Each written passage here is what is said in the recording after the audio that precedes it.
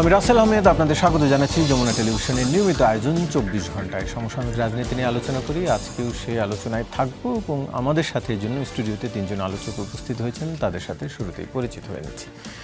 ডান দিক থেকে শুরু করছি। রয়েছেন ব্যারিস্টার সৈয়দ ইজাজ কবির, মানবাধিকার বিষয়ক সম্পাদক, জাতীয়তাবাদী আইনজীবী ফোরাম, আপনাকে আলোচনায় স্বাগত। রয়েছেন জনাব রাজিকুজ্জামান রতন, সহ সাধারণ সম্পাদক বাসদ, আপনাকে আলোচনায় স্বাগত। এবং রয়েছেন জনাব তাহসিন রিয়াজ, যুগ্ম সদস্য সচিব, জাতীয় নাগরিক পার্টি, আপনাকে আলোচনায় স্বাগত। এর মধ্যে আসলে অনেকগুলো বিষয় রয়েছে। জুলাই মাস এবং গণ অভ্যুত্থানের মাস, যেই সময়টাতে আসলে আন্দোলন তুঙ্গে, সেইটি নিয়েও আলোচনা করব। এর প্রত্যাশা, জুলাই সনদ, গণভোট প্রসঙ্গ, পাশাপাশি সাম্প্রতিক সময় যে ঘটনা ঘটেছে বা ঘটছে দেশের বিভিন্ন জায়গায়, সেটি নিয়ে একটু আলোচনা শুরু করি। ব্যারিস্টার সৈয়দ ইজাজ কবির, একটু আপনার কাছেই জানতে চাই। চট্টগ্রামের একটি ঘটনা আপনার নিশ্চয়ই মনে আছে, তারপর একটু মনে করে দিই। একজন ইন্টারনেট ব্যবসায়ী, তাকে একটি ক্যাডার বাহিনীর পক্ষ থেকে ফোন করে বলা হয়েছিল 2 কোটি টাকা এখন দিতে হবে অ্যাডভান্স, এবং মাসে মাসে 10 লাখ টাকা, না হলে ব্যবসা করা যাবে না, তারা ব্যবসা করবে। সাধারণত সরকার বদল হলে এই ধরনের ব্যবসা পরিবর্তন, ইন্টারনেট ডিশ, এই ব্যবসা নিয়ে দেখা যায়। এবারও সেটি দেখা গেছে এবং তিনি রাজি না হয় তার ব্যবসা প্রতিষ্ঠানে হামলা করা হয়েছে। সিসিটিভির ফুটেজে সেগুলো প্রায় ভাইরাল বলা চলে, যে কারা কারা সে হামলায় ছিলেন, যদিও কারো কারো মুখে মাস্ক পরা ছিল। কিন্তু এখন পর্যন্ত পুলিশ কাউকে ধরতে পারেনি। ইসলামী আন্দোলন বাংলাদেশ বলছে নাজুক আইনশৃঙ্খলা পরিস্থিতির এটি একটি বহিঃপ্রকাশ। এরকমের আরও বেশ কিছু ঘটনা ঘটেছে, আপনি কিভাবে দেখেন? ধন্যবাদ আপনাকে এবং আপনার মাধ্যমে দর্শক শ্রোতা ও আমার সহ আলোচকদেরকে শুভেচ্ছা ও স্বাগতম। না, দেখেন, বর্তমানে যে পরিস্থিতি আছে, এটা অস্বীকার করার কিছু নেই যে বর্তমানে রাজনীতি এবং আইন শৃঙ্খলার মাঠে আপনার একটু উদ্বেগজনক অবস্থায় যাচ্ছে। এবং পরিসংখ্যানে অনেকেই অনেকভাবে বলেছে যে বর্তমানে আগের তুলনায় একটু ছিনতাই, ডাকাতি, অপরাধজনতামূলক কাজগুলো একটু উদ্বেগজনকভাবে বেড়েছে। এবং একই সাথে একটা পত্রিকায় দেখলাম যে পুলিশ তারাই একটা তাদের রিপোর্ট, সেটা হচ্ছে যে প্রতিদিন বোধহয় 10 জন করে মানুষের হত্যাকাণ্ড হচ্ছে অন অ্যান অ্যাভারেজ। এখন বর্তমান যেই পরিস্থিতি, অতীতের তুলনায় যদি ধরি, অতীত থেকে টেনে নিয়ে আসলে এখানে তো কোনো আসলে ভ্যাকিউম থাকে না। মানে পারস্পরিকভাবে এটা একটা সিমলেস ওয়েবের মতো একটা সরকার চলতে থাকে। তো সেই ক্ষেত্রে ওই অতীতের যেই অভ্যাসগত বা চারিত্রিক বা গঠন, সেই জায়গা থেকে দেখলে এইসব যেগুলো হচ্ছে এটা অনাকাঙ্ক্ষিত, এগুলা কোনোভাবে অ্যাকসেপ্টেবল না। এবং যারা এই চাঁদাবাজি বা অবৈধ আয় উৎস দখলের জন্য মরিয়া বা তাদের আধিপত্য বিস্তার করার জন্য মরিয়া হয়ে আছে, তাদের ব্যাপারে জিরো টলারেন্স।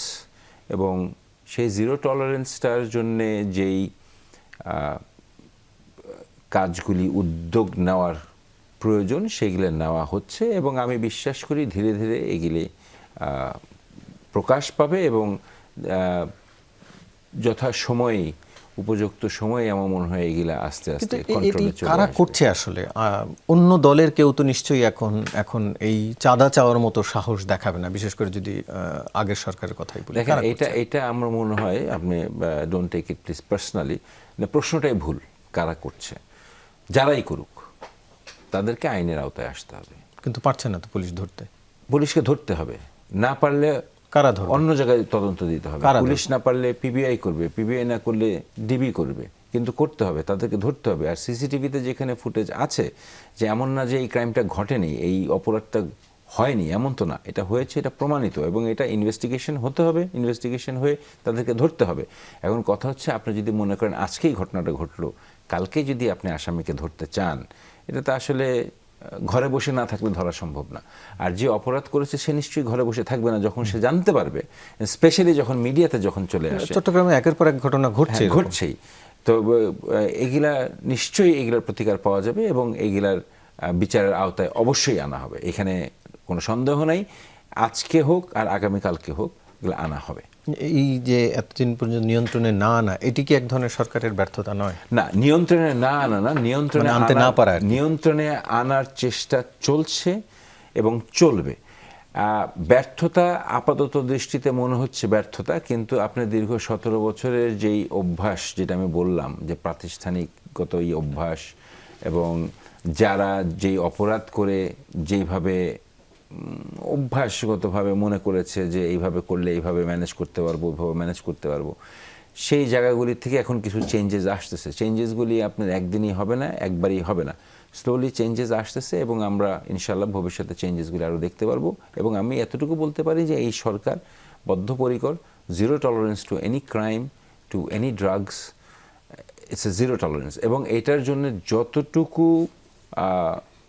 নেওয়া দরকার ততটুকুই নেওয়া হচ্ছে এবং নেওয়ার চেষ্টা চলছে। এটা এমন না যে ব্যর্থতাই আপনি বলতে পারবেন, তবে হ্যাঁ, যে এটা সুফল এবং সফলতার দিকে আমরা বলার আগ পর্যন্ত এটা কিছু সময় লাগবে। আচ্ছা, দেখি বিরোধী দল কি বলে, এটি ব্যর্থতা বলা যাবে কিনা। তাহসিন রিয়াজ, একটু আপনার কাছ থেকে জানতে চাই ব্যর্থতা কিনা সেটি। তবে এর আগে আরেকটি আপনার কাছ থেকেও জানতে চাই, আসলে অনেকে বলে যে সরকারের সাথে আপনাদেরও সুসম্পর্ক রয়েছে, সে প্রশ্নের পরে আসছি। তার কিছু কিছু নজিরও দেখা যায়, যেমন ব্রাহ্মণবাড়িয়ায় অবৈধভাবে তিতাস তীরবর্তী নদীর জায়গায় ভরাটের দায়ে এনসিপি নেতাকে জরিমানা করেছে ভ্রাম্যমাণ আদালত। আজকের ঘটনা, কিছুক্ষণ আগে সংবাদ হয়েছে। প্রভাব না থাকলে নিশ্চয়ই এই দখল করার সুযোগ নাই আসলে, যেটি দেখা যায় বিভিন্ন সময়। বিরোধী দল এই সুযোগ পায় না, কিন্তু এবারে বিরোধী দল পাচ্ছে। পাশাপাশি আইন শৃঙ্খলার পরিস্থিতি, দুটি নিয়ে আপনার মতামত জানতে চাই। আন্তরিক ধন্যবাদ জানাচ্ছি এবং ধন্যবাদ জানাচ্ছি আমার সাথে দুজন সহ-আলোচক আছেন যারা আমাদেরকে শুনছেন। দেখুন, এইখানে মানে এটা একটা খুব মজার, মানে এটাকে কি বলবো, মানে পলিটিক্স। যেমন ধরেন আমি এখন এখানে বসে আছি, আমার পরিচয় হচ্ছে তাহসিন রিয়াজ, যুগ্ম সদস্য সচিব এনসিপি। কিন্তু কোনো একটা অজপাড়া গায়ের যখন কোনো একটা এনসিপির মানে ধরেন 393 নাম্বার নেতা, সে যখন কোনো একটা মানে মানে প্রবলেম ক্রিয়েট করে ধরা পড়ছে, তখন সে বিরাট বড় এনসিপি নেতা হয়ে যাচ্ছে, ফলো করে এনসিপি নেতা গ্রেফতার। এটি সব দলের ক্ষেত্রেই তাই। আমি জাস্ট বলি। তো ওটার গ্রাউন্ডটা কি হয়, ওটার গ্রাউন্ডকে সিমিলার করে দেওয়া হয়, মার্চ করে দেওয়া হয়। কোনো কিছুকে জাস্টিফাই করবো না। ব্রাহ্মণবাড়িয়ার যে ঘটনাটা না, প্রশ্নটা হচ্ছে আপনি যেটি বললেন অজপাড়া গায়ে, ওই অজপাড়া গায়ে বিরোধী দলের একজন সদস্য একটি ছোট দখলের সাহস করতে পারছেন, সেটি একটা ম্যাটার করে। সেটারই উত্তর দিচ্ছি না। আমি আপনাকে বললাম যে প্রবলেমটা কোথায়, এটা মধুর প্রবলেম আর কি। এবং হয় কি, ধরেন এইভাবে করে যে এনসিপি নেতা বলতে পারাতে কি হয়, পুরো এনসিপিকেও তো একটা ভালো লেভেলের কালারিং দেওয়া যায় আর কি। দেখেন, ব্রাহ্মণবাড়িয়ায় যে ঘটনাটা ঘটেছে, পুলিশ বা ভ্রাম্যমাণ আদালত আইনানুগ ব্যবস্থা নিয়েছে, এটাকে জাস্টিফাই করার কিছু নেই। এটা একটা মানুষের সংগঠন, মানুষ দ্বারা পরিচালিত সংগঠন। এখানে বাংলাদেশের বাইরে থেকে এসে বা আসমান থেকে নাজিলকৃত কোনো ফেরেশতাদের দ্বারা পরিচালিত সংগঠন, সংগঠনের ভুল আছে, এই সংগঠন ভুল করে। এই সংগঠনের তৃণমূলে যারা আছে তারা ভুল করে। প্রেক্ষিতটা কি, ফ্যাক্ট কি? ফ্যাক্ট হচ্ছে ওই ভুলটাকে আমি জাস্টিফাই করি না, ওই ভুলটাকে কেন্দ্র জাস্টিফাই করে না। ওই ভুলটাকে যদি ওটা কোনো না কোনো ওয়েতে যদি সেটা আইনানুগভাবে সেটাকে যখন করে নিয়ে যাওয়া হয়, তখন আমরা সেই জায়গাটাতে ইন্টারফেয়ার করতে চাই না। ফলে যে ঘটনাটা বলছেন আমি ডিটেল জানি না, সেটা যদি ঘটে থাকে এবং সেটা ব্রাহ্মণবাড়িয়া যদি আদালত সত্যিকার অর্থেই যদি এই ঘটনাটা ঘটে থাকে, সেটা যেটা করেছে আদালত যেহেতু করেছে, জাস্টিফাই কাজ করেছে, আমরা অ্যাপ্রিশিয়েট করি। যেখানে এরকম পাবেন, পারলে অ্যারেস্ট করে নিয়ে যান। আমার প্রশ্নটা হচ্ছে যে বিরোধী দলকে ওই প্রভাব বিস্তার করতে পারছে? বিরোধী দল ওই প্রভাব বিস্তার করার সুযোগ নেই এখন। আপনি যেই বলছেন যে এই দেখেন, এই যে আলাপটা আসছে, সেটা হচ্ছে যে আমাদের সাথে তাদের সুসম্পর্ক আছে। প্রবলেমটা কি জানেন? প্রবলেমটা হচ্ছে বাংলাদেশের কালচারটা আমরা ডেভেলপ করতে পারিনি। ফলে দেখেন, সুসম্পর্কটা যে আছে, এই সুসম্পর্কটা আমরা এটাকে একটু ভিন্ন চোখে দেখি, সুসম্পর্ক থাকাটা ভিন্ন চোখে দেখাইতে চাই। কিন্তু আদতে যদি ডেমোক্রেটিক কালচারটা আপনি ঠিক রাখতে পারেন, বিরোধী দল যদি একেবারে সঠিক জায়গায় সঠিক সমালোচনা সবচেয়ে শক্ত শব্দ দিয়েও করতে পারে, উনি যে বসে আছেন ওনার সাথে আমার সুসম্পর্কের সমস্যা নেই। উনার হজম শক্তি বাড়াইতে হবে, আর আমি আনকম্প্রোমাইজ থাকতে হবে, এই তো দিস ইজ ডেমোক্রেসি। এর বাইরে আর ডেমোক্রেসির কিছু নাই। এখন দেখেন আমরা তো আসলে, এটা আপনারও প্রবলেম না, এটা মিডিয়ারও প্রবলেম না, এটা সমস্যা হচ্ছে যে এরকম একটা আবহ বিগত স্বৈরাচার সরকার করে দিয়ে গেছিল। কি করবেন আপনি? গৃহপালিত মানে বিরোধী দল আমরা দেখছি, যাদেরকে পুরো সিস্টেমেটিক ওয়েতে নির্বাচন করে তাদেরকে সংসদে নিয়ে যাওয়া হয়েছে, বসানো হয়েছে, কোনো ধরনের হুশাস নাই, ফুসফাস নাই, তারা তাদের মতন করে ওই রোলটা প্লে করার ফলে বিরোধী দলের সুসম্পর্ক যে থাকতে পারে এটাকে মানুষ আর চোখে থাকে, এটাকে আমরা আর চোখে দেখি না। বরং আমরা কিন্তু, আপনি খেয়াল করে দেখবেন যে আমরা ওই সংসদের দ্বারাই কিন্তু তাদের বিরুদ্ধাচরণ করে ওয়াকাটো করতেছি। ওই প্রধানমন্ত্রীর যে মানে আপনার যে অনার কোড আছে, অনার কোড আমরা মেনটেন করতেছি, কিন্তু সেই প্রধানমন্ত্রীর শব্দকে, সেই প্রধানমন্ত্রীর চেয়ারকে কিন্তু আমরা শক্ত শব্দ দিয়ে আমরা কিন্তু সমালোচনা করতেছি। কিন্তু আগের সংসদেও তো জাতীয় পার্টি না ভোট দিতে দেখেছি, তারা আগের সংসদেও জাতীয় পার্টিকে না ভোট দিতে দেখেছি আওয়ামী লীগের। না ভোট, ভাই দেখেন, জাতীয় পার্টিকে না ভোট দিতে দেখছেন, এটা একটা পার্টিকুলার অ্যাক্টিং বলতে পারেন আপনি, কিন্তু আপনি জাতীয় পার্টি কিভাবে সংসদে গেছে এটাও তো দেখছেন, এটা দেখেন নাই? তাহলে আপনি এককে কোশ্চেন করেন না, তার না ভোট কি, সেটা তো আপনার ডামি থিংস। আপনাকে সংসদে কোন প্রক্রিয়া সে নিয়ে গেছে সেটা আপনি দেখেন, সেটাই কোশ্চেন করলে তো উত্তর পেয়ে যাচ্ছেন। যে আমার নতুন করে প্রশ্নের উত্তর দেওয়ার মনে করি না কোনো যৌক্তিকতা আছে। এবার আপনি আসেন যে আনুষঙ্গিক যে আইন শৃঙ্খলার যে বিষয়টা আপনি প্রশ্ন করছেন, দেখেন সরকার সফল নাকি ব্যর্থ, সেটি উনি যেটা এক শব্দে উত্তরটা দেওয়ার সুযোগ নেই, বলে দিলাম ব্যর্থ। হ্যাঁ ঠিক আছে। তবে ফ্যাক্ট কি? ফ্যাক্ট হচ্ছে যে বাস্তবতা হচ্ছে উনি এটা এগ্রি করে নিয়েছেন, কি বিরোধিতা করবো? উনি নিজেই বলতেছেন যে আসলে আইন শৃঙ্খলা পরিস্থিতি মোটেও ভালো না। তারা ওনার যে মোটা দাগের আলাপটা হচ্ছে যে তারা চেষ্টা করতেছে দ্রুততম সময়ের মধ্যে কন্ট্রোলে আসবে। আমাদের যেই মানে সহজ সরল আলাপ সেটা হচ্ছে যে আপনার চেষ্টার মধ্যে, শস্যের মধ্যে যদি ভূত থাকে, আপনি হাজার চেষ্টা করলে ওই চেষ্টা আপনি সফল হবে না। এখন ওই যে আপনি প্রশ্নের উত্তর আছে, উত্তর হচ্ছে যে ধরেন কেমন, যে আপনার নেতা কর্মীরা এই কাজটা করতেছে, আমি পার্টিকুলার কোনো ইনসিডেন্টকে বলতেছি না, চাঁদাবাজি করতেছে আপনার নেতা কর্মীরা। এখন আমরা তো এটা কথা, ওই কথাটা আমরা বারংবার বলছি। আপনি দেখেন একটা প্যাকেজ রিপোর্ট হয়েছে কারণ বাজারে কারা চাঁদাবাজি করে, প্যাকেজ রিপোর্ট, নেতা কর্মীদের নাম ধরে ধরে, পদবি ধরে ধরে, চেহারা দেখায় রিপোর্টটা করা হয়েছে। এখন আমি আপনাকে খুব সরল মনে প্রশ্নটা করি, কাউকে গ্রেপ্তার হইতে দেখছেন? দেখেন নাই। প্রথম আলো রিপোর্ট, এখন যান, এখন গুগল করেন, পেয়ে যাবেন। মহাখালী বাস স্ট্যান্ড কারা চাঁদাবাজি করে, গাবতলীর বাস স্ট্যান্ড কারা চাঁদাবাজি করে, প্রথম আলো ক্রেডিবল জার্নালিজম করে, একেবারে মোটা দাগে চেহারা দিয়ে, নাম দিয়ে, পদবি দিয়ে রিপোর্ট করা হয়েছে। এখন আইদার আপনি বলবেন কেন গ্রেপ্তার করেন নাই, আর চাঁদাবাজিকে জাস্টিফাই করবেন। মানে আপনি আসলে করবেনটা কি এর বাইরে? আপনার তো করার কিছু নাই। কারণ আমি বলছেন যে চেষ্টা চলছে, অব্যাহত আছে। ওই যে আমি তো এই কথাটা এগ্রি করেই বলতেছেন, চেষ্টা তো অনন্তকাল জুড়ে চলতে পারে। আচ্ছা, এটার কিন্তু কোনো লিমিট নাই, আপনি কিন্তু লিমিট সেট করতে পারবেন না। ধরেন আমি বলি আমি চেষ্টা চালাইতেছি, এখন কি বলবেন আপনি আমাকে বলেন তো? এরপরের বাক্যটা কি আসলে? আপনি আমাকে যত প্রশ্ন করবেন আমি উত্তর দিব চেষ্টা চলতেছে। ফলে চেষ্টা একটা অনন্তকাল জুড়ে চলতে পারে।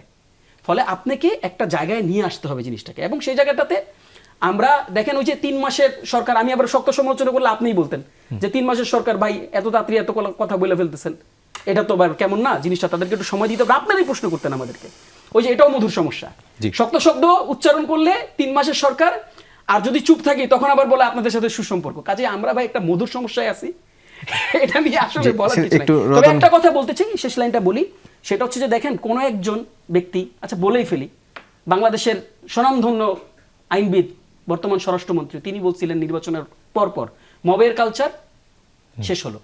মব তো তুলনামূলক একটু মনে হয় ছোট অপরাধ কিনা আমি জানি না, চাঁদাবাজি থেকে ছোট কিনা বড় জানি না, তো মবের থেকে অনেক বড় বড় অপরাধ বেড়ে গেছে। মব তো কমেই নাই, মবের থেকে অনেক বড় বড় অপরাধ বেড়ে গেছে। কিন্তু তিনি আসেন জুলাই সনদকে কিভাবে তিনি ছোট করবেন, গণভোটকে কিভাবে তিনি অবজ্ঞা করবেন, কিভাবে তিনি আইনের মার পেছে তিনি এই রাজনীতিটা করবেন, তিনি ওই ফোকাসে আছেন। তিনি আমরা সেই আলোচনায় আসছি, তার আগে একটু রতন ভাইয়ের কাছে আসতে চাই।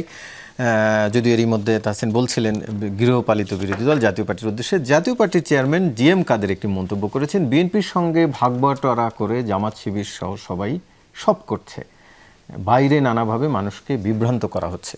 ব্যক্তির চেয়ে তার মন্তব্যটিকে আপনি কিভাবে দেখেন, সেটিকে একটু আপনার মন্তব্য জানতে চাই। রাজনীতিতে বিরোধিতাও থাকে, সমঝোতাও থাকে, মানুষেরা দেখতে অভ্যস্ত। কিন্তু আমাদের দেখতে হবে যে রাজনৈতিক দলগুলোর বক্তব্য এবং তাদের কাজের মধ্যে ফারাক কতখানি আছে আর মিল কতখানি আছে।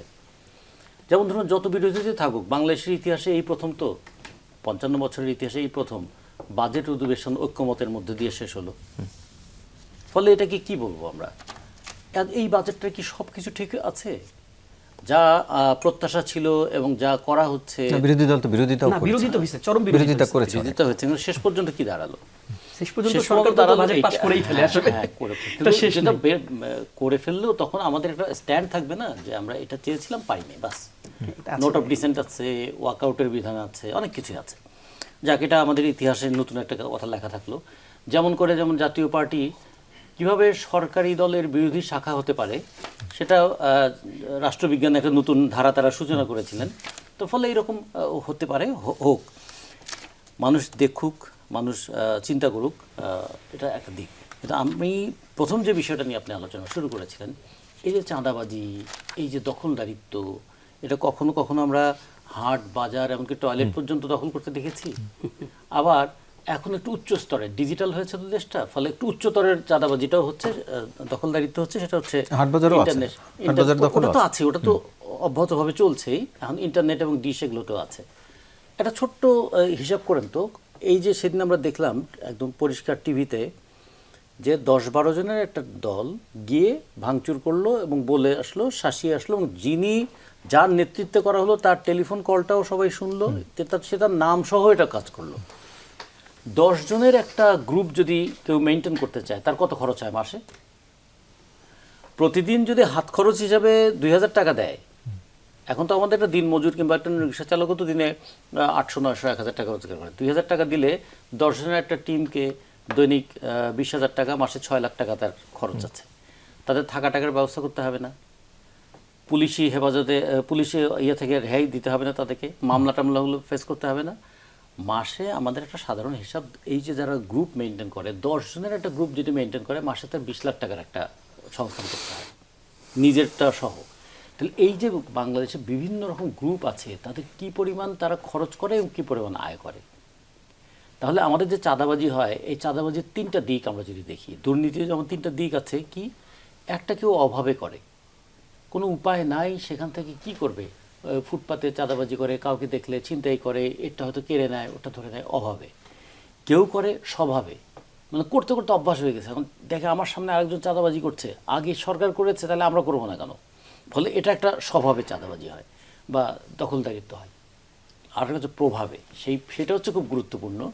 যখন ক্ষমতার প্রভাবে থাকে, তখন সে মনে করে আমার সব, আমাকে কে কী বলবে, আমি সব কিছু করতে পারি।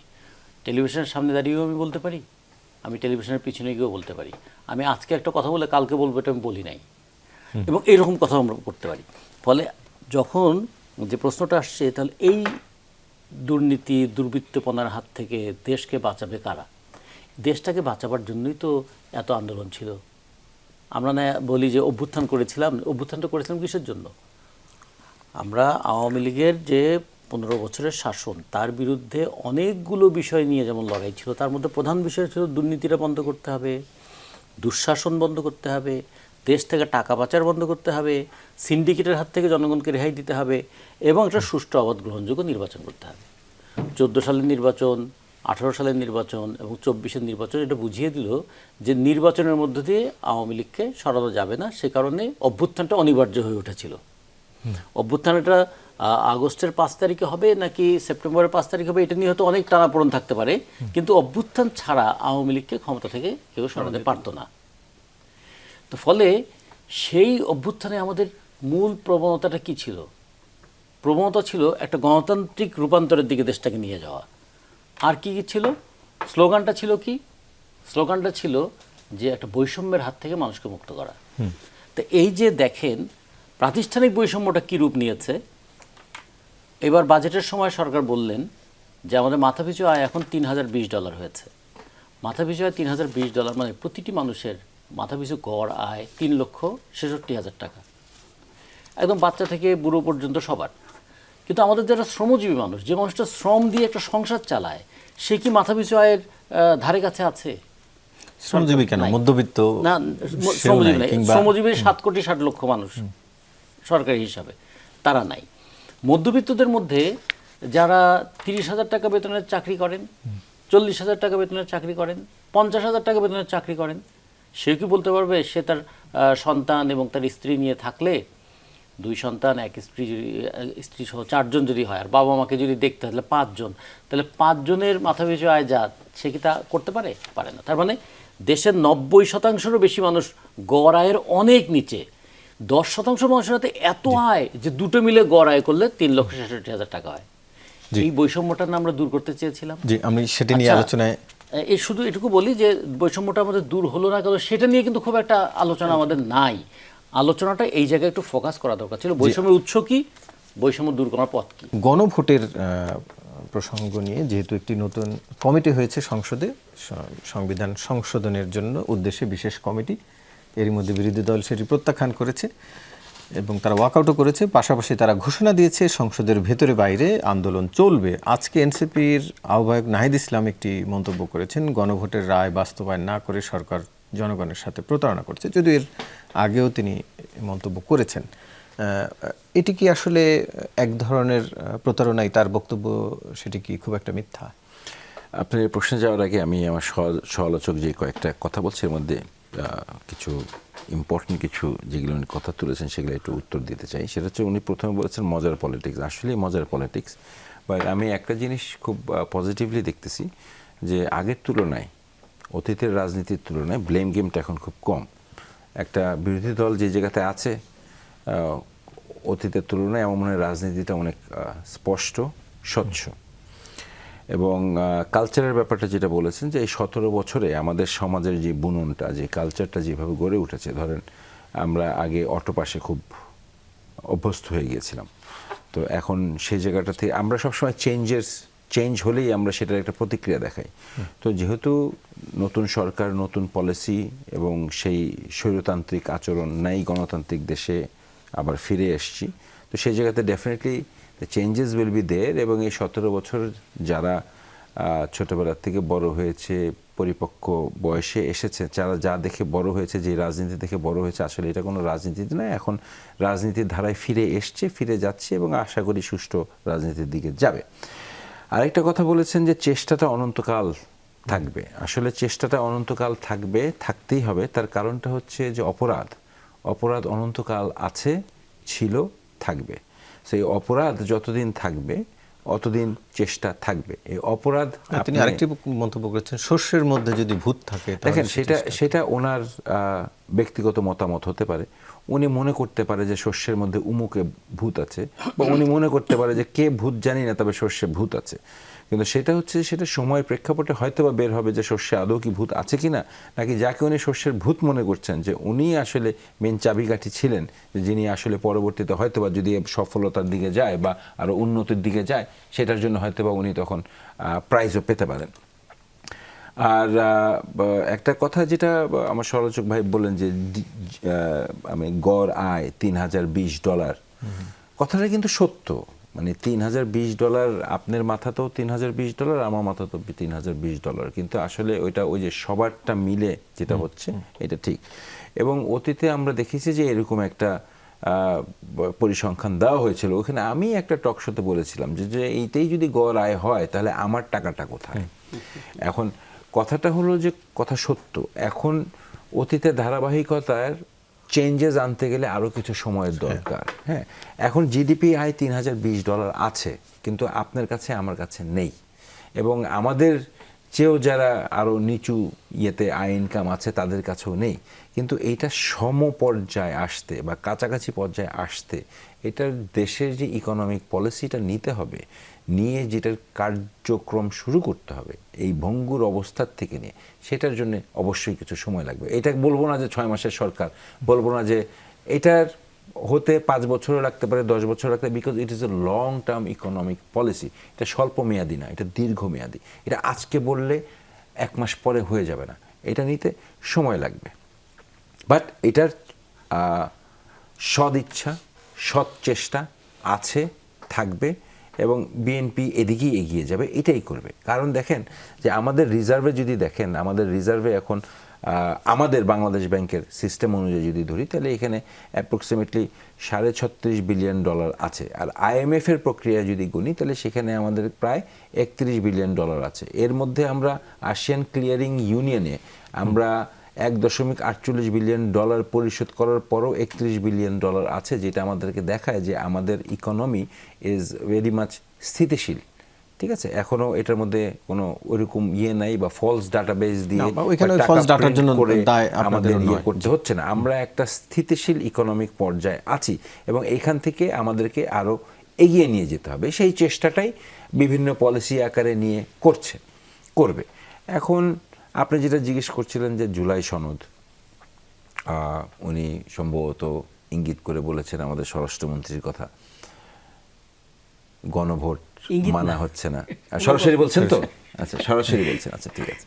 না, এখন কথা হলো, দেখেন যে গণভোট মানা হচ্ছে না তা না, গণভোটের যে রায় আসছে সেই রায় মানবেই, এবং গণভোটের যেই প্রশ্নগুলি সেগুলো একটা বাদে সবগুলি তো আপনার জুলাই চার্টারে ছিল, এবং জুলাই চার্টারে বিএনপি তো মনে হয়, আমার যতটুকু মনে পড়ে যে আপনার কত 826টার মধ্যে 775টা এগ্রি করেছে, 51টায় আপনার দ্বিমত পোষণ করেছে, আর 7-8টায় ডিসেন্টিং দিয়েছে, এবং বিএনপি সেই জায়গাতেই আছে। এবং জুলাই চার্টারের কোনো একটা জায়গায় অংশে আছে যে যেই দল ক্ষমতায় যাবে সে তার মতো করে জুলাই সেটি হচ্ছে অপরাপর, মানে ওই যে হ্যাঁ জুলাই চার্টারে আছে গণভোটের কথা বলছে, অপরাপর ইমপ্লিমেন্ট করবেন। এখন গণভোটের বেলায় যেটা হয়েছে, দেখেন গণভোটের ওনারা প্রায় কথা তুলে থাকছেন যে শপথের ব্যাপারটা আছে। এখন আলটিমেটলি এটা অন্য দিকটায় চলে যায়, যে জুরিসপ্রুডেন্সিয়াল ইস্যুতে চলে যায়। আপনার কনস্টিটিউশন আছে কি না, এই কনস্টিটিউয়েন্ট পাওয়ার, কনস্টিটিউটেড পাওয়ার, এই সব জায়গা থেকে দেখতে গেলে আপনার ওই শপথটা আসলে কনস্টিটিউশনালি আপনার গ্রহণযোগ্য হয় না। কিন্তু এর মানে এই না যে বিএনপি জুলাই চার্টার মানবে না বা গণভোটকে উপেক্ষা করছে। আপনি দেখেন এই যে এখন এই যে সংসদে কনস্টিটিউশন রিফর্ম কমিটি করলো, বিরোধী দল ওয়াকআউট করলো, এখন ওনারা বলছেন কি যে সরকার বলছে এটা কনস্টিটিউশন রিফর্ম করা হবে, আর ওনারা বলছেন রিফর্ম না, ওনারা কি বলছেন সংস্কার, মানে ওনারাই আসলে রিফর্মের কথা বলছেন, সংস্কার। হ্যাঁ, সংস্কার। আর বিএনপি বলছে অ্যামেন্ডমেন্ট বা সংশোধন। সংশোধন। তো আপনি সংশোধন না করলে সংস্কার হবে কিভাবে, আর সংস্কারের প্রক্রিয়ায় না ধরলে জি আপনি সংশোধন করবেন কিভাবে? জি, আমি সেই আলোচনা একটু আমি একটু তাহসিন রিয়াজের কাছ থেকে সেটি একটু জানতে চাই। আপনারা এই সংশোধন বা সংস্কার নিয়ে যেই জায়গাটাতে আপত্তি, এবং আপনারা একটা মূল কথা বললেন যে বেসিক স্ট্রাকচার পরিবর্তন করতে হবে, সে কারণে গণপরিষদ ছাড়া এটি সম্ভব না, মানে সংস্কার পরিষদ ছাড়া সম্ভব না। কিন্তু বাংলাদেশের যে প্রেক্ষাপট, যেই সরকারি ক্ষমতা আসে তারা তাদের মতো করে, এবং আমরা এখন পর্যন্ত যদি হিস্ট্রি দেখা যায়, আদালতের ক্ষমতায় হস্তক্ষেপ না করলে সরকারের বিরুদ্ধে গিয়ে কোনো সংশোধনের বিপক্ষে রায় দিয়েছে কিনা আমার মনে নেই। তাহলে কেন মনে করছেন যে এটি সংস্কার পরিষদ ছাড়া সংশোধন হলে সেটি বাতিল হয়ে যাবে? সেটাই তো করে, সেটা করে সেটির নজির তো নেই। বলি, এই যে ট্রেডিশনাল যে ফরম্যাট, এই ট্রেডিশনাল ফরম্যাটে থাকে বলেই তো গণভোটটা হইল। মানে কখন আপনি এটাকে মানে আইনি বিধি দিয়ে সিকিউর করেন, মানে আপনি যেটা বলছেন ভেরি রাইটলি, সেটা হচ্ছে যে দেখেন কি হয়েছে, যখনই সংবিধানের ফান্ডামেন্টাল কোনো কিছুকে টাচ করা হয়েছে, এটা কোর্টে যাওয়ার সাথে সাথে সেটা কি হয়েছে, সরকারের পক্ষেই গেছে, তাই না? ফলে দেখেন এটা যেন না হয়, ওই জন্য সংস্কারে যেতে হবে। নাহলে আপনি যে সংশোধনগুলো করতেছেন, এটা আজ থেকে 20 বছর পর যে কোনো সরকার এসে সেটাকেও কিন্তু অবৈধ করে দিতে পারে। কিন্তু এখন যদি সংস্কার পরিষদও করা হয়, সেই সংশোধনও তো পরে সরকার এসে বাতিল করতে পারে। কিভাবে নাই, এটা তখন কি হবে, তখন আপনাকে আবার একটা নিউ ফরম্যাটে যেতে হবে, কারণ আপনি কিন্তু একটা গণভোটকে দিয়ে এটাকে লেজিটিমাইজ করছেন, এবং সেই গণভোটটা অলমোস্ট 70% পিপলের ম্যান্ডেট। এখন এটা কিভাবে সুপারসিড করতেছে, কিভাবে আপনার 2/3 মেজরিটির জায়গাটা আছে, অস্বাভাবিক না। কিন্তু যখন একটা গণভোট অনুষ্ঠিত হয় এবং একটা রাষ্ট্রীয় প্রশ্নে গণভোট অনুষ্ঠিত হয়, প্রবলেমটা কি হয়েছে? প্রবলেম হয়েছে বিএনপি এখন একেবারে গোড়াটাকে অস্বীকার করতেছে, ফলে আলোচনাটা ওই পয়েন্টে চলে গেছে। যেমন তারা তো সবকিছুই স্বীকার করতেছিল, আমি আপনার এখানে বসে আমি অডিও বাজায় শুনাইছি সালাউদ্দিন ভাইয়ের বক্তব্যের, যে উনি কি কথাগুলো সবাই শুনেছি আমরা এই অডিওটা। এবার আমি আপনাকে দেখেন এখন নতুন যে আলোচনাটা তারা করছেন, ওনারা হয় কি, ওনারা তো সুইচ করেন, প্রচুর সুইচ করেন। ফলে কি হয় দেখেন, আমরা যখন ওইটাকে কারেকশন দিছি, ওনারা তো শোনেন ওইবেন, জানি না আমাদের নতুন ছোট মানুষদের আলোচনা তারা শুনেন, it's a very good sign. তো শুনলে কি হয়, তারা আবার সুইচ করেন। দেখেন উনি ওই দিন হঠাৎ করে সংবিধানের আদেশের প্রশ্নটাকে চ্যালেঞ্জ করে বসছেন, যে রাষ্ট্রপতি আদেশ দিতে পারেন, আপনার মনে থাকার কথা, মনে আছে, আমি শুনেছি। দেখেন আদেশের প্রশ্নটাকে আপনি চ্যালেঞ্জ করে ফেললেন, অথচ এই আদেশকে আপনারা আনুষ্ঠানিকভাবে সংবাদ সম্মেলন ডেকে জাস্টিফাই করছিলেন। রেফারেন্স করে দেই, আপনার আদেশ জারি হলো কত তারিখ? 13 তারিখ, 13ই নভেম্বর না, 2000। আমার যতদূর মনে পড়ে আমি আপনাকে বিএনপি audio আদেশের শোনাবো। বিরোধিতা আগেও করেছিল। অডিও শোনাবো, অডিও আমার কাছে আছে, আপনি আমাকে অ্যালাউ করেন অডিও শোনাবো, এবং মানে থার্ড ফোর্থ লেয়ারের নেতার অডিও শোনাবো না, সরাসরি না, তারা BNP অধ্যাদেশের পক্ষে ছিলেন, মহাসচিব, আদেশের আমি না। আদেশটা রাষ্ট্রপতি যে দিতে পারে সেটার অডিও শোনাবো আপনাকে। তারা বলছেন এই আদেশ রাষ্ট্রপতি দিতে পারে না। এবং মির্জা ফখরুল ইসলাম আলমগীরের লিখিত স্টেটমেন্ট কত তারিখ? 30 অক্টোবর, আনুষ্ঠানিক সংবাদ সম্মেলন। আমি আপনাকে বক্তব্যটার পার্টটা লিখিত সংবাদ সম্মেলন তো একটা হলো যে ধরেন মুখে বললাম, একটা লিখিত স্টেটমেন্ট। সেখানে বললো হচ্ছে জুলাই সনদ, জাতীয় জুলাই সনদ 2025-এর সন্নিবেশিত সংবিধান সংশোধন সংক্রান্ত বিষয়গুলো কার্যকর করার উদ্দেশ্যে সরকার জুলাই জাতীয় সনদ ব্র্যাকেটে সংবিধান সংস্কার বাস্তবায়ন আদেশ 2025 শিরোনামে একটি আদেশ জারি করবে। এই কথাটা বলার পর মির্জা ফখরুল ইসলাম আলমগীর যে কথাটা বললেন সেটা হচ্ছে যে এই আদেশটা সরকার জারি করতে পারে না, কিন্তু এটা রাষ্ট্রপতির ইখতিয়ার আছে। একদম অডিও বক্তব্য আছে, আপনি যদি আমাকে একটু অ্যালাউ করেন আমি আপনাকে শোনাই। না, আমরা সেটি শুনবো। আমরা বুঝতে পারছি না, আপনি এটা যেটা শোনাটা বলছেন। জরুরি। দেখেন, সরকার জুলাই সনদ সংবিধান এটা শোনাটা জরুরি সবার। 2025 শিরোনামে একটি আদেশ জারি করবে। জি, আমরা না, না, বুঝতে শুনি, পারছি। জি, একটু শুনি, সংযুক্তি 2 সংযুক্তিকে সংযুক্ত করে এবার শোনেন। সরকারি কনজাক্ট করার ইতিহাস নাই। সরকার জারি করার ইখতিয়ার নাই। সংবিধানের 152 নম্বর অনুচ্ছেদের সংজ্ঞা অনুসারে দেখেন কি বলছে, আইনের মর্যাদা প্রাপ্ত এবং সেটি জারি করার ইখতিয়ার রাষ্ট্রপতি। ক্লিয়ার? এটি জারি করার ইখতিয়ার কার? কার? রাষ্ট্রপতি। রাষ্ট্রপতি। তার মানে এই আদেশটা জাস্টিফাইড নাকি জাস্টিফাইড না? ক্লিয়ার বুঝি, এটা তো অঙ্ক, ম্যাথ। 5 যোগ করলে 10ই হইতে হবে। আপনি যদি বলেন 9, ভাই যদি বলে 8, রাজ্জাক ভাই যদি বলে 7, হবে না তো ভাই, যুক্তি তো এটা। জি, এটা তো আইন। বুঝতে পারছি। জি, ফলে দেখেন, আপনি মির্জা ফখরুল ইসলাম আলমগীর একটা দলের সম্মানিত মহাসচিব, আমরা আপনাদের যে সহনশীল রাজনীতি দেখে বড় হইছি, আমরা আপনাদেরকে ব্লাইন্ডলি বিশ্বাস করছি। আপনারা নিজেরা সংবাদ সম্মেলন করে লিখিত বক্তব্য দিয়ে বলছেন যে এই আদেশটা সরকার জারি করতে পারে না, রাষ্ট্রপতি জারি করতে পারে, এবং রেফারেন্স দিয়ে বলছেন। আপনি এখন এই আদেশকে অস্বীকার করতেছেন। আপনি নিজে বললেন গণভোট জাস্টিফাইড, আপনি নিজেই পরামর্শ দিলেন। আর ভাই যেটা বলছেন হচ্ছে শেষ লাইনটা বলি, ভাই যেটা বলছেন জুলাই সনদের আছে অক্ষর অনেকগুলা নাই, এই কথাটাও আগে বলছি। আপনি সেক্রেটারিয়েটের কথা বলছিলেন, জুলাই সনদ তো খাইছেন। আপনার যে যে ইয়া করছেন, আপনি যে ইশতেহার দিবেন, ইশতেহারটাও খাইছেন, 31 দফা। জি, আমি একটু রতন ভাইয়ের কাছ থেকে জানতে হবে, সময়ের শেষের দিকে আমরা। রতন ভাই, একটু আপনার কাছে এই বিষয়ে জানতে চাই, সংবিধান সংশোধন এবং সংস্কার এই শব্দগত দুটি পার্থক্য নিয়ে এখন পুরো সংবিধানের আধুনিকীকরণ বা জন আকাঙ্ক্ষার যে আপনি জুলাই প্রত্যাশার কথা বলছিলেন সেই জায়গায় অনেকটা থমকে গেছে, বা বলা যায় যে সরকার দল বিরোধী দলের ঐক্যমত্য এখানে একটা ফাটল ধরেছে। আপনি এর এই ভবিষ্যৎ ফাটলটা শুরুতেই ছিল, ফাটলটা ক্রমশ বাড়বে, এবং এই ফাটলটাই একটা রাজনীতি হিসেবে থাকবে। কারণ এই ইস্যুটা শেষ হয়ে গেলে আর কি নিয়ে পার্থক্য থাকবে বলুন? ফলে এই পার্থক্যটা জিয়ে রাখা হবে এবং পার্থক্যটা চলমান থাকবে। মাঝখান থেকে হারিয়ে যাবে জুলাইয়ের চেতনাটা। আমরা টেকনিক্যাল কোশ্চেনে অনেক বেশি ব্যস্ত থাকবো। জুলাইয়ের চেতনার মধ্যে কি ছিল? আমরা একটা স্বৈরাচারী ব্যবস্থার অবসান চেয়েছিলাম, সেটাই তো। আমরা তো একটা এইভাবে যেন আর রক্ত দিতে না হয় সেই একটা গণতান্ত্রিক সমাজ তো আক্ষরিক চেয়েছিলাম। পার্থক্য ছাড়া এইখানে সংশোধন এবং সংস্কারের ক্ষেত্রে আপনি আচ্ছা, ধরুন যদি যে কথাটা পার্থক্য কিভাবে দেখেন?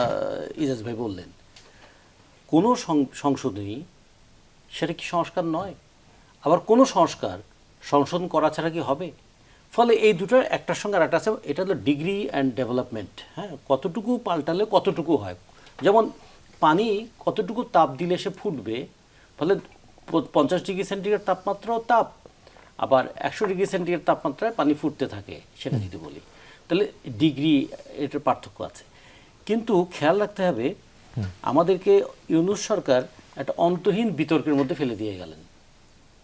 যে কাজটা আরও অনেক ভালো হওয়ার কথা ছিল, এত রক্তদান, এত মানে আবেগ, এত মানে বলবো সাহস, যার আমরা স্ফুরণ দেখেছিলাম এই অভ্যুত্থানের মধ্য দিয়ে, অভ্যুত্থানের পরেই আমরা সেই সব কিছুকে ভুলে গেলাম। যেমন ধরুন 18 মাসের সরকার, সেই সরকার কিন্তু দায়িত্বটা ছিল পথটা রচনা করে দেওয়ার। সরকারের মাথার মধ্যে ঢুকে গেল দীর্ঘস্থায়ী ক্ষমতা নিয়ে টিকে থাকার। এই যে সন্দেহের জায়গাটা তৈরি হলো, আর কি তৈরি হলো? অনাবশ্যক যে বিতর্কগুলো সেগুলো সামনে নিয়ে আসা হলো। আচ্ছা, জুলাই অভ্যুত্থানের সঙ্গে ৭১-এর মুক্তিযুদ্ধের কি সম্পর্ক? কিন্তু এমন একটা বিতর্ক সামনে নিয়ে আসা হলো যে মূল আলোচনাগুলো ডাইভার্টেড হয়ে গেল। ক্রমাগত মূল আলোচনাকে অন্য আলোচনা দিয়ে ডাইভার্ট করতে গিয়ে আসলে রিপ্লেস হয়ে গেল কি আকাঙ্ক্ষাটা। এখন যদি ধরুন, যদি দুই পক্ষ যদি বলে, এখন এনসিপি তারা বলবে যে আপনারা তো গণভোটে হাঁ ভোট জয়যুক্ত হয়েছে, ফলে এটা করা বাধ্য। আবার যদি বিএনপি বলে আমরা তো নোট অফ ডিসেন্ট দিয়েছিলাম, ফলে আমাদের উপর এই বাধ্যবাধকতা নাই, তাহলে এটার সমাধান কেমন করে হবে বলেন? না, কিন্তু গণভোট এক ধরনের সমাধান দিয়েছে না, গণভোটের রায়। গণভোট তো হচ্ছে একটা মানুষের আকাঙ্ক্ষার বহিঃপ্রকাশ, কিন্তু না, কোন পক্ষে যাবে সেটাই তো জনগণ মতামত দিয়েছে। পার্লামেন্ট যখন হবে, আইন তো সংশোধিত হবে পার্লামেন্টে, সংবিধান তো সংশোধিত হবে পার্লামেন্টে। সরকার পক্ষ থেকে বারবার বলা হচ্ছে যে আওয়ামী লীগের বিচারের জন্য তদন্ত শুরু হয়েছে, এই যে তারপরও বারবার আলোচনার কারণ কি? কোনো কারণে কি আপনারা মনে করছেন বা সন্দেহ প্রকাশ করছেন যে সরকার না, সন্দেহ প্রকাশের কিছু নাই। এটা বিচার হচ্ছে করবে না? মানে প্রথমত তো সমালোচনাটা জারি রাখাটা গুরুত্বপূর্ণ। দ্বিতীয়ত দেখেন, সরকারের অনেকগুলো ফোকাস থাকে, ফলে বিরোধী দল হিসেবে আমাদের এটা একটা মৌলিক দায়িত্ব যে মৌলিক ফোকাসটাকে তাদেরকে বারবার স্মরণ করায় দেওয়া। এই জায়গাটাতে একটা ব্যাপার আমরা বলি যে মানে অনেক সময় এই কথাটা বারবার আসে যে আমরা মনে হয় যে স্বরাষ্ট্রমন্ত্রী সবচেয়ে বেশি সমালোচনা করি, তবে মাঝে মাঝে তাকে কিন্তু আমরা ধন্যবাদ দিই, কারণ তিনি আওয়ামী লীগ প্রসঙ্গে খুবই স্পষ্ট পজিশন, এটা তার দলের আদার কোনো মানে পজিশন থেকে এরকম পরিষ্কার বক্তব্য তিনি যে আইনমন্ত্রীও বলেছেন। আইনমন্ত্রী বলছেন কিনা আমি জানি, ও হ্যাঁ ইয়েস, গতকালকে তিনি বলছেন। ফলে এটা আমাদের কাছে এখন অনেকটা ক্লিয়ার যে আসলে তারা কোন লেন্সে আওয়ামী লীগকে দেখছেন। ফলে এটা গুড সাইন, দল হিসাবে আওয়ামী লীগের বিচার হওয়া জরুরি। এখন দেখেন এখানে প্রবলেমটা কোন জায়গায় তৈরি হয়? প্রবলেমটা তৈরি হয় যে এই আলোচনাটাকে একটা গ্রুপ অফ পিপল, যাদেরকে এখন আমরা ধরেন সিনিয়র সাংবাদিক বলি, যাদেরকে আমরা আফসোস লীগ বলি, নানা ফর্মে ফিরে আসে না, ধরেন কখনো আনসার লীগ হয়ে ফিরে আসে, কখনো মানে এই যে এই ফরম্যাটগুলো ফিরে এসে এই জাস্টিফিকেশনগুলো দেওয়ার চেষ্টা করে যে না তারা তো কিছু হয় না, এই জুলাই একটা সন্ত্রাসী উত্থান, বিপরীত মত তো থাকতেই পারে, বলা শুরু করে না, এটা থাকতে পারে, কিন্তু চোখে দেখা জিনিসকে অস্বীকার করার মধ্যে কিন্তু সেটাকে মানে লিগ্যালাইজ করার কোনো ওয়ে নেই, থাকতেই পারে। সময় কম, যেহেতু আমি একটু মিথ্যা বলার সুযোগ নাই আর কি। যে এজেস কবির ভাই আপনার কাছ থেকে জানতে চাই, শেখ হাসিনা প্রসঙ্গে আজকে স্বরাষ্ট্রমন্ত্রী সংসদে বলেছেন তার আত্মসমর্পণের সুযোগ নেই, চুক্তি অনুযায়ী তাকে দেশে ফিরিয়ে আনার জন্য অন্তর্বর্তী সরকারের পক্ষ থেকে আনুষ্ঠানিক পত্র পাঠানো হয়েছে। আমরা জানি শেখ হাসিনা তিনি নিজে দেশে আসার কথা বিভিন্ন গণমাধ্যমে বলা হচ্ছে, ভারতের পক্ষ থেকে বলছে তারা আইন প্রক্রিয়া চলবে। বর্তমান সরকার কি চায়? শেখ হাসিনা আসুক সেটি চায়? যদি চায় তাহলে এই সরকার আবার নতুন করে তাগাদা দিচ্ছে না কেন? মানে নাকি চায় যে উনি সেখানেই থাকুক? বর্তমান সরকারের কথা বাদ দেই, আমি আমার কথা বলি। আমি চাই উনি আসুক। আর আত্মসমর্পণ একটা লিগ্যাল টার্ম। আত্মসমর্পণ বলা হয় আইন অঙ্গনে, ধরেন আপনার নামে একটা মামলা হলো, আপনার নামে ওয়ারেন্ট ইস্যু হলো, আপনি স্বেচ্ছায় গিয়ে আত্মসমর্পণ করলেন, আপনি তখনও কনভিক্টেড না, দোষী সাব্যস্ত হননি। কিন্তু শেখ হাসিনার বেলায় আত্মসমর্পণ করার কোনো জায়গা নেই। তেমন কোনো প্রক্রিয়া, তাকে ফেরত আনার প্রক্রিয়া কি সরকার নিচ্ছে? ফেরত আনার প্রক্রিয়া তো এক্সট্রাডিশন চুক্তি অনুযায়ী আলাপ আলোচনা চলছে, সেটা ইন্ডিয়া দিবে কি দিবে না, বাংলাদেশ কতদূর আনতে কাগজপত্রের পারে। কোনো আলোচনা শুরু হয়েছে বলে আমরা শুনিনি, মৌখিক আলোচনা চলছে কিনা জানি না। কিছু কিছু জিনিস আছে যেগুলো আমার মনে হয় এত তাড়াতাড়ি সম্মুখে আসবে না, বাট এই প্রক্রিয়া যে চলছে না, যে এটা নিয়ে যে দর কষাকষি হচ্ছে না, এবং এই দর কষাকষির পাশাপাশি এইটাকে একটা পিভট হিসেবে রেখে যে আমি ভারতের কাছ থেকে অন্য কোনো কিছু আদায় করছি না আমার দেশের স্বার্থে, সেটা আমি বলতে পারছি না। তবে হ্যাঁ, ভারতের সঙ্গে তিস্তা পানি নিয়ে, ভারতের সঙ্গে সীমান্ত হত্যা নিয়ে কড়া দর কষাকষি হচ্ছে, জি, ঠিক আছে, যেটা অতীতে হয় নাই। সো হ্যাঁ, বিএনপি সরকারের অবশ্যই চায় আওয়ামী লীগের বিচার হোক, বিএনপি সরকার অবশ্যই চায় শেখ হাসিনা ফেরত আসুক, এবং আওয়ামী লীগ, শেখ হাসিনা এবং জুলাই গণহত্যার এবং এই 17 বছরের নৈরাজ্যের স্বৈরাচারীর কায়দায় যেভাবে গুম হত্যা হয়েছে, এগুলো সব কিছুর বিচার আমরা চাই, কারণ এদের সবারই প্রত্যক্ষ পরোক্ষ ভিকটিম আমরাই ছিলাম, আমরা সবাই অনেকেই ছিলেন। একটু সময় কম, রাজুকুজ্জামান রতন ভাই আপনার কাছে আরেকটি বিষয়, ভিন্ন একটি বিষয় জানতে চাই। আজকে আরেকটি খবর নিশ্চয়ই আপনার চোখে পড়েছে, অ্যামনেস্টি ইন্টারন্যাশনাল সহ 5টি সংস্থা জুলাইয়ের পর শাপলা চত্বর হত্যা মামলায় আটক যে 4 সাংবাদিক তাদের মুক্তির জন্য বিবৃতি দিয়েছেন। তারা কি জামিন অযোগ্য অপরাধ করেছে কিনা? এইটা তো আসলে বলা খুব মুশকিল, কোনটা যে জামিন অযোগ্য আর কোনটা যে জামিন যোগ্য। কারণ আমরা যদি সাধারণভাবে দেখি তাহলে বলি যে জামিন পাওয়া প্রত্যেক মানুষের অধিকার আছে। আবার যদি দেখি রাষ্ট্র না চাইলে সাধারণ মামলায়ও কেউ জামিন পাচ্ছে না। তো ফলে এইটা নিয়ে আসলে বিতর্ক করে আমাদের কোনো লাভ নাই। এটা আমরা এই বিতর্কের কোনো ফল হবে না। এটা হচ্ছে ইন্টেনশন অফ দ্য গভর্নমেন্ট, সেটার উপর নির্ভর করবে। আর সবচেয়ে বড় যে বিষয়টা, যে এত বড় একটা অভ্যুত্থান হয়েছে আমাদের দেশে, সেই অভ্যুত্থানের পরে 2 বছরের মধ্যে আমাদের মধ্যে অনিশ্চয়তা, সংশয়, হাহাকার এগুলো তৈরি হলো কেন? তাহলে বুঝতে হবে যে অভ্যুত্থান যে আকাঙ্ক্ষার উচ্চ স্তরে আমাদেরকে তুলে দিয়েছিল, পরবর্তী সময়ে দেশটা যেভাবে চলছে তাতে করে মনে হচ্ছে যে আকাঙ্ক্ষা কি মাটিতে পড়ে গেল? আমাদের তাহলে স্বপ্নগুলো কি ভুল ছিল? এই যে রাত পোহালেই আমরা স্মরণ করব যে জুলাইয়ের আন্দোলনকে যে স্পার্ক ঘটিয়ে দিয়েছিল আবু সাইদ, তাহলে 2 বছর।